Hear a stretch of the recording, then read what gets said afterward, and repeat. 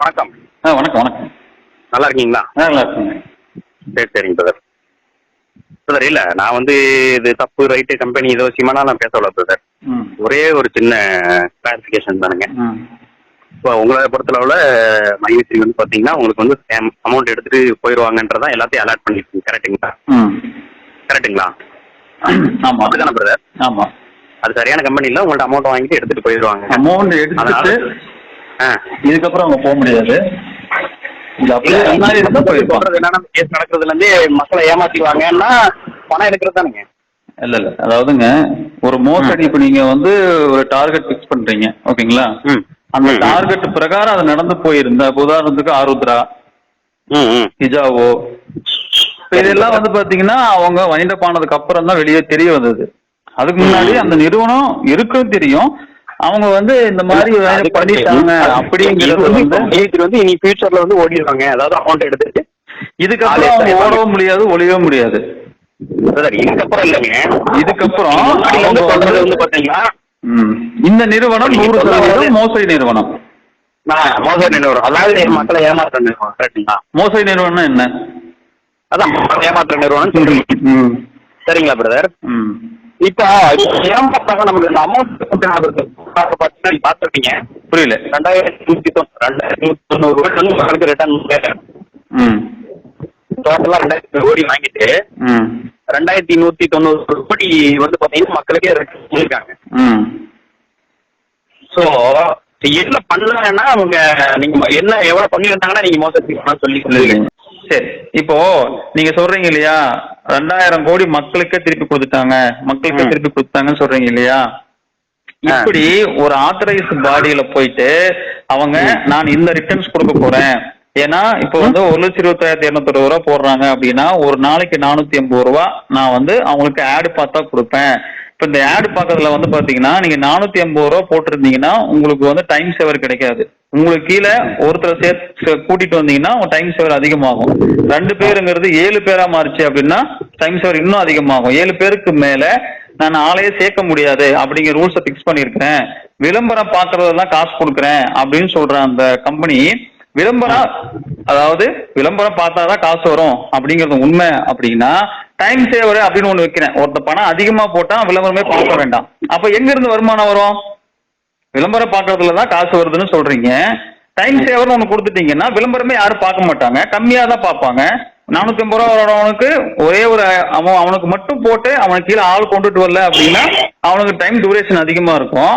அவன் இன்னும் குயிக்கா அதை பணத்தை அதிகமா எடுக்கணும் அப்படின்னா ஒரு நாளைக்கு 200 ரூபா கொடுப்பேன். அந்த மாதிரி 7 பேர் அவன் சேர்த்துக்கலாம். அப்படி 7 பேர் சேர்த்துட்டான்னா அவன் டைம் செம்பர் ரொம்ப கம்மியாயிரும். இவன் 5 மணி நேரத்துல பாப்பான்னா 1 ஹவர்ல பாத்துடலாம். அப்புறம் அவங்களுக்கு ஒரு ஆளுக்கு 200 ரூபா, அதுல 1400 ரூபாய், இதுல ஒரு 480 ரூபா, அது இதெல்லாம் போக ஒரு மொத்தம் 1800 ரூபா வருதுன்னா 1880 ரூபா வருது. நான் 1800 ரூபா அவங்களுக்கு கொடுப்பேன் அப்படின்னு சொல்லிட்டு இதுக்கு உண்டான ஒரு ப்ராப்பர் ரெஜிஸ்ட்ரேஷன் இது என்கிட்ட ஒன்ஸ் வந்துட்டாங்க அப்படின்னா அதுக்கு உண்டான ஆத்தரைஸ் பாடியில இருந்து எனக்கு உண்டான அவங்களுக்கு ஐடி போட்டு எப்படி நான் ஒரு டிமெட் அக்கௌண்ட் ஓபன் பண்றணும், எப்படி ஒரு மியூச்சுவல் ஃபண்ட் அக்கௌண்ட் ஓபன் பண்றணும், இல்ல பேங்க்ல போய் பிக்ஸட் டெபாசிட் போடும்போது நான் பாண்டு கொடுக்கணும், அந்த மாதிரி நிறுவனத்தில் பண்றவங்களுக்கு நான் கொடுக்குறேன் அப்படின்னு சொல்லிட்டு அவங்க செபியிலயோ அதுக்கு பக்கத்துல இருக்கிற ஆர்பிஐலயோ போய் அவங்க பர்மிஷன் வாங்கி இத பண்ணல. ஏன் பண்ணல அப்படின்னா இவர்கள் மைவி3 ஆக்ட்ஸ் மீடியா பிரைவேட் லிமிடெட் அப்படிங்கிற முதல் தொடங்கின அந்த கம்பெனி பாத்தீங்கன்னா நான் ஒரு விளம்பர ஏஜென்சி நடத்துறேன் அப்படின்னு சொல்லிதான் ரெஜிஸ்ட்ரேஷன் பண்ணிருக்கிறாங்க. விளம்பர ஏஜென்சில என்னென்ன பண்ணுவேன் அப்படின்னா நான் வீடியோ ஷூட் எடுப்பேன், அதாவது விளம்பர படம் எடுப்பேன், ரோடு ஷோ நடத்துவேன். அப்ப ஏதாவது ஒரு கம்பெனி என்னை விளம்பரத்தை ப்ரொமோட் பண்ணி கொடுங்க அப்படின்னு சொன்னாங்கன்னா நான் அதை ப்ரொமோட் பண்ணி கொடுப்பேன். கிட்டத்தட்ட மீடியானா என்ன, மீடியா ஆக்டிவிட்டிஸ் தான் பண்ணுவேன். நான் 2 ப்ராடக்டை ஃபர்ஸ்ட் வச்சிருந்தாங்க, ஹெர்பல் கேப்சூலும் ஃபேஸ் கேர் ப்ராடக்ட்டும் வச்சிருக்கிறேன். அதை நான் வெளியே ட்ரேட் பண்றேன், அதை வாங்கி உங்களுக்கு விற்கிறேன், அதன் மூலியமா உங்களுக்கு வருமானம் கொடுக்குறேன் அப்படின்னு சொல்லிட்டு எந்த இடத்துலயும் அவன் பதிவு பண்ணல. அப்புறம் இத்தனை பொருளை நான் எக்ஸ்டெண்ட் பண்ணும்போது அதுக்கு உண்டான ப்ராப்பரான நான் ஃபுட் ப்ராடக்டா இல்ல ஆயுர்வேதிக் மெடிசன் ப்ராடக்டா இதெல்லாம் பண்ணும்போது நான் இதுக்கு உண்டான மறுபடியும் அதே தான் இந்த பொருள் எல்லாம் விற்கும் போது இதுக்கு உண்டானதெல்லாம் பண்றேன் அப்படின்னு சொல்லி பண்ணல.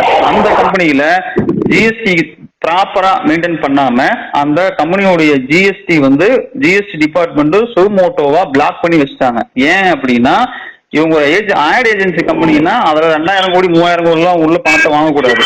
வாங்கினா அதுக்கு ரீசன் சொல்லணும். இப்போ நீங்க வந்து 1,21,220 ரூபா கொடுத்து அந்த பொருளை வாங்கிருக்கீங்கன்னா ஹெர்பல் ப்ராடக்ட்டுக்கு 12% நீங்க வந்து டாக்ஸ் கொடுத்தா நீங்க அந்த பொருளை வாங்கிருக்கீங்க. யாரு உங்க பேர் என்ன சொன்னீங்க? ரூபன் அப்படிங்கிறவரு 1,21,220 ரூபா கொடுத்ததுல கவர்மெண்ட் கட்ட வேண்டிய 12% இன்க்ளூடு.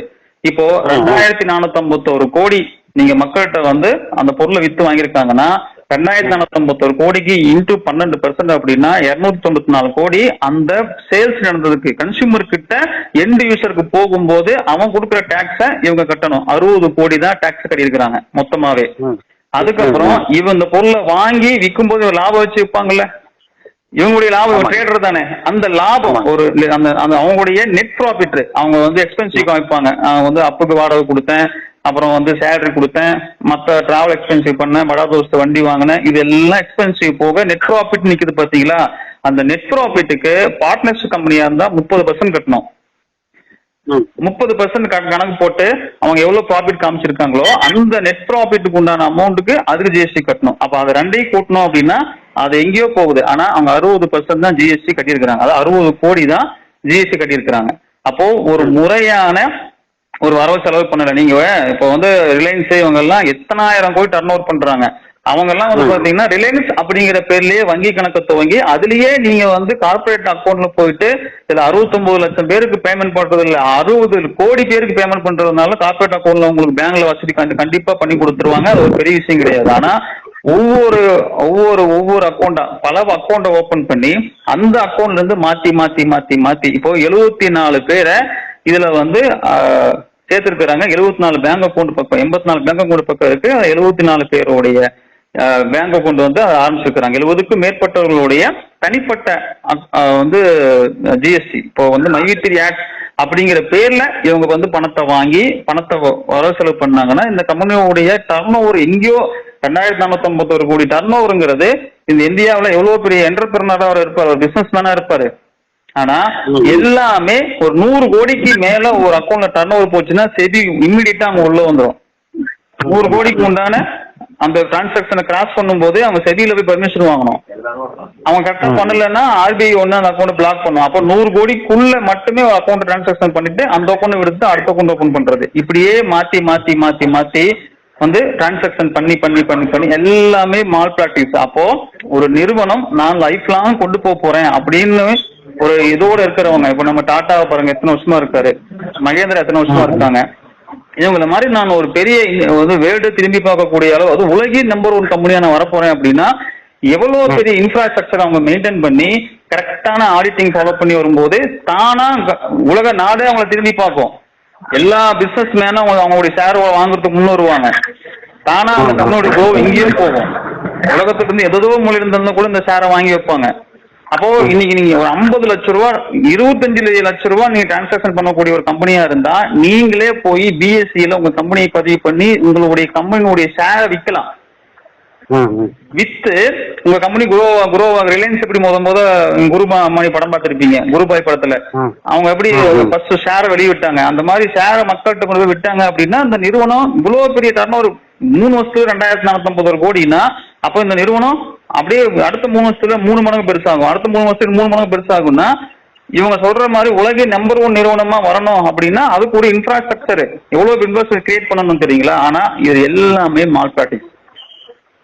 அப்போ இங்க வாங்கி பணத்தை இப்போதைக்கு இவங்க என்னன்னா மக்கள் கிட்ட அவங்க செஞ்ச ஒரே ஒரு விஷயம் என்னன்னா பணம் நிறுத்தாம கொடுத்தா அடுத்தடுத்து புதுசா ஆளுங்க அவங்க போட்டு வருவாங்க. 200 ரூபாய் எனக்கு கிடைக்குது ஒரு ஆளை கூட்டிட்டு வந்தா அவன் ஓடுவான். அவனே நீ மார்க்கெட்டிங்கே பண்ண வேண்டாம், நீ போய் பண்ண வேண்டாம், அவனே போவான். அதனாலதான் ஒவ்வொருத்தரும் ஏஜென்ட் ஆக்குறது. இப்ப நீங்க வந்துட்டீங்களா, இப்ப எனக்கு மைவீத்தில் நான் உள்ள வரணும்னா நான் டைரக்டா போய் அந்த ஆப்லயோ அந்த மைவீத்தினோட வெப்சைட்லயோ போய் லாகின் பண்ண உறுப்பினர் ஆயிக்க முடியாது. இன்னொரு நம்பர் தான், இன்னொரு உறுப்பினர் தான் என்ன வந்து ரெஃபர் பண்ணணும். அப்ப நீங்க என்னுடைய அப்ளைனர் ஆயிடுறீங்க. அப்ப என் மூலியமா நான் பணம் போட்டா உங்களுக்கு ஆட்டோமேட்டிக் ஒரு 200 ரூபா வரும். இந்த மாதிரி சிஸ்டம் பண்ணிட்டோம் அப்படின்னா எல்லாருமே அதுல ஏஜென்ட் ஆக்கிடலாம். அப்போ ஒரு குறுகிய காலத்துல அவங்கள சீக்கிரமா பணத்தை வந்து வசூல் பண்ண முடியும்.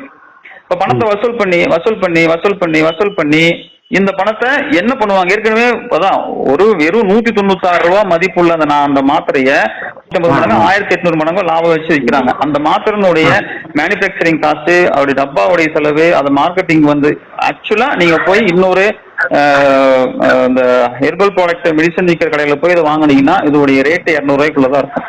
அதை 3000க்கும் மேல ரூபாய்க்கு மேல இருக்கிற விலைக்கு வச்சு வித்து அந்த பணத்தை வச்சு இப்போ ஒரு மாசம் 100 பேர் வருவாங்க, ஒரு மாசம் 1000 பேர் வருவாங்க, ஒரு மாசம் 50 பேர் வருவாங்க. அப்படி பிசினஸ்ங்கிறது அந்த கிராப்ங்கிறது ஏறி இறங்கும். அப்ப ஏறி இறங்குனாலும் அந்த பணத்தை பேக்கப் வச்சுக்கிட்டு மேல உள்ளவங்களுக்கு ஏற்கனவே வந்தவங்களுக்கு பணத்தை கொடுத்துட்டே இருந்தோம் அப்படின்னா பணம் வரதை பார்த்துட்டே இருக்கிற ஆரம்பத்தில் நம்பாதவங்க கூட பணத்தை இவங்க வாங்குறத பார்க்க நம்ம தான் லேட் பண்ணிட்டோம், இவங்கெல்லாம் 36 மாசத்துக்கு முன்னாடியே போய் இவ்வளவு லாபம் சம்பாதிச்சுட்டாங்க, நாம இதை நம்பாததுனால நம்ம லேட் பண்ணிட்டோம், இனிமேல் லேட் பண்ண வேண்டாம், சரி என்கிட்ட காசு இல்லை, சரி ஏதாவது ஒரு லோனை வாங்கு, நகை இருக்குதான் அடமான வை, வேற ஏதாவது வட்டிக்கு வாங்கு, இப்படி அப்படியே பணத்தை கொண்டு வந்து அப்படியே உள்ள வந்துட்டே இருப்பாங்க. ஒரு ஸ்டேஜுக்கு மேல இது என்ன ஆகும் அப்படின்னா இது இப்படியே கொண்டு போக முடியாது. அப்படிங்கும் போது அந்த அப்படியே ஷட் டவுன் பண்ணிட்டு அவங்க அப்ஸ்கண்ட் ஆயிட்டாங்கன்னு வச்சுக்கோங்களேன். அப்போ போய் மக்கள் எல்லாரும் இப்ப வந்து மற்ற நிறுவனத்துக்கு முன்னாடி எப்படி எல்லாம் கதறாங்க, எங்களுக்கு அந்த பணம் எங்களுக்கு கட்டணம் பணம் வேணும், வாங்கி கொடுங்க, நாங்க வந்து ஏமாந்துட்டோம் அப்படின்னு சொல்லிட்டு அப்போ போய் இது வரைக்கும் ஹிஸ்டரியில ஒரு மோசடி நடக்கும் போது அவங்களுக்கு வந்து தடுத்தது இந்த நிறுவனம் மட்டும்தான். இதுக்கு முன்னாடி எல்லாமே நடந்து முடிஞ்சதுக்கு அப்புறம் தான் நம்ம வந்து அதை போய் எல்லாரும் போய் ஆயிரக்கணக்கான பேர் கேஸ் கொடுப்பாங்க, யூடியூப்ல நடப்பாங்க. அப்புறம் என்ன பண்ணுவாங்க, எல்லாம் ஒரு குரூப் அசோசியேஷன் மாதிரி ஃபார்ம் ஆகி எல்லா லீடரும் ஒன்னா சேர்ந்து நாங்க பாத்துக்கிறோம், எங்களுக்கு பினான்சியல் சப்போர்ட் பண்ணுங்க அப்படிம்பாங்க. இது இப்படியே தான் போகும்.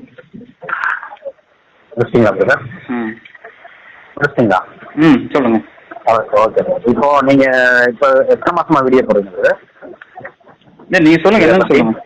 இல்ல கேக்குறேங்க, எத்தனை மாசமா போடுறீங்க? ஒரு 6 மாசமா போடுவீங்களா? இருக்கலாம், சொல்லுங்க. இருக்கு. இப்போ இந்த கம்பெனி ஸ்டாப் ஆயிடுச்சுன்றது நான் இல்லைங்களா? புரியலைங்க. இந்த கம்பெனி நின்றுச்சுங்களா? இப்போ நீங்க வீடியோ போட்டு கேட்கறீங்களா? இப்ப மக்களுக்காக பண்ணுவீங்க வேற. இப்ப அந்த கம்பெனி ஸ்டாப் ஆயிடுச்சிங்களா? நீங்க திரும்ப வீடியோ போடுறதுக்கான காரணம் என்ன பண்ணுறது? இது வந்து திரும்ப யாரும் சேரக்கூடாதுன்றது தானே?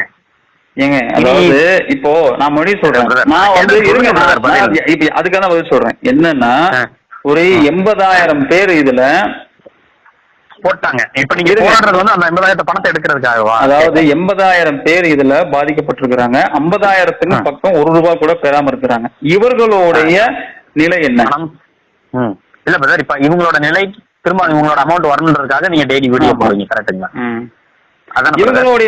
இவங்களுடைய ஒரு சைடு இதுங்க. இன்னொன்னு, இப்போ இதுல இருந்து வெளியே போன நிறைய அப்ளைனர்ஸ் வேற கம்பெனி எல்லாம் சேர்ந்துட்டு இருக்காங்க, வேற கம்பெனி ஆரம்பிச்சிட்டு இருக்காங்க. அப்போ ஒரு பானை சோத்துக்கு ஒரு சோறு பதங்கிற மாதிரி இதை முன்னுதாரணமா வைத்து நீங்க எதுலயும் போகாதீங்க அப்படிங்கறதையும் வலியுறுத்துறதுக்காகத்தான். அவன் போனதுக்கு அப்புறம் ஒவ்வொன்றும் போய் ஒவ்வொரு இந்த கம்பெனி மோசங்க அந்த கம்பெனி மோசங்கன்னு சொல்லிட்டே இருந்தா தான் நான் செய்ய மாட்டேன் அப்படின்னா அது அவங்க இது ஸ்டாப் ஆயிடுச்சுன்னா இப்ப நம்ம எஃபோர்ட் போட்டதுக்கு பெனிஃபிட்டா இப்ப இதுக்கப்புறம் யாரும் சேரல அப்படின்னா ஏங்க, அதாவது போட்டுக்கிட்டே இருக்கீங்களே, இதுக்கப்புறம் இந்த கம்பெனில யாரும் சேர முடியாது. 100% அப்புறம் இதை பத்தி 80,000 பேர் என்னங்க ஆவாங்க? இப்ப இந்த பத்தி வீடியோ போடுறதுனால அந்த 80,000 பெனிஃபிட் கிடைச்சிருமா பிரதர்? அந்த 80,000 பேர் பெனிஃபிட் அடையணும். அதான் இப்ப நீங்க வீடியோ டெய்லி ஒரு மைவித்திரி பத்தி நீங்க வீடியோ போடுறதுனால அந்த 80,000 பேருக்கு அமௌண்ட் கிடைச்சிருங்களா?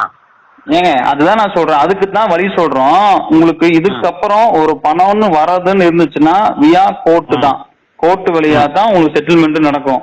வீடியோ பிரதர், அந்த வீடியோ நீங்க இதுக்கு முன்னாடி போட்டுட்டீங்க பிரதர். என்ன டெய்லி மைவித்திரி பத்தி ஏதோ நம்ம ஆரம்பிச்சீங்க. இப்ப நான் முடிச்சிட்டீங்களா பிரதர்? அப்படி சேர்றது இல்ல, அப்படி கிடையாது. என்னன்னா இப்போ நான் வந்து இந்த கோர்ட் என்ன சொல்ல போகுது அப்படின்னு வெயிட் பண்ணி எதுவுமே பதில் பேசாம இருக்க ரெடி. ஆனா இன்னொரு சைடு நிறைய தினத்துக்கு 2 வீடியோ 4 வீடியோ 2 நாளைக்கு ஒரு வீடியோ போடுறவங்க போட்டு அவங்க வந்து அதை வாட்ச் பண்ணிட்டு தானே இருக்கிறாங்க. அப்போ அதுக்கு உண்டான பதில் சொல்ற மாதிரி நம்மளுடைய ஆக்ஷன் பண்ணிதானே ஆகணும். யாருமே வீடியோ போடுறதுனால அதுக்காக வீடியோ சொல்றேன். யாருமே போட வேண்டாம். கோர்ட் இது நல்லதுன்னு சொல்லல, இன்னும் கெட்டதுன்னு சொல்லல. இல்ல நல்லதுன்னு சொல்ற வரைக்கும் இது நல்லதுன்னு யாரும் சொல்ல முடியாது.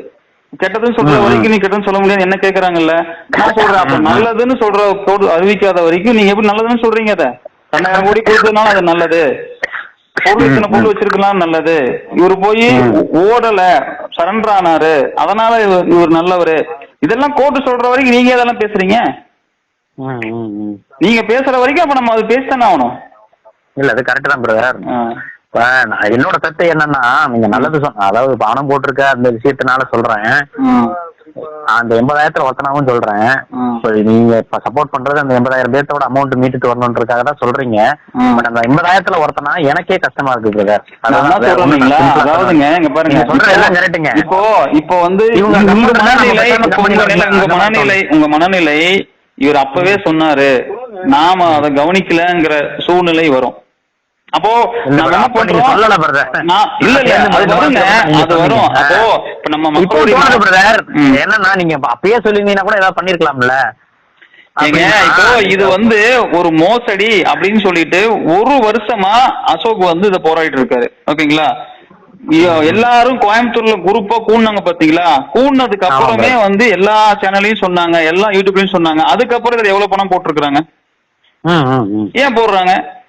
இப்ப இவங்க வந்து பணத்தை நிறுத்தி வச்சாங்க. நிறுத்தி வச்சுட்டு அப்ப சொன்னாங்க எலெக்ஷன் டைம்ல, அப்ப வந்து என்ன சொன்னாங்கன்னா, ஏன் பணத்தை வந்து நிறுத்தி வச்சீங்க, கொடுக்கற பேவுட நிறுத்தி வச்சீங்க. ஓகே, ஒரே நிமிஷம் நான் திரும்ப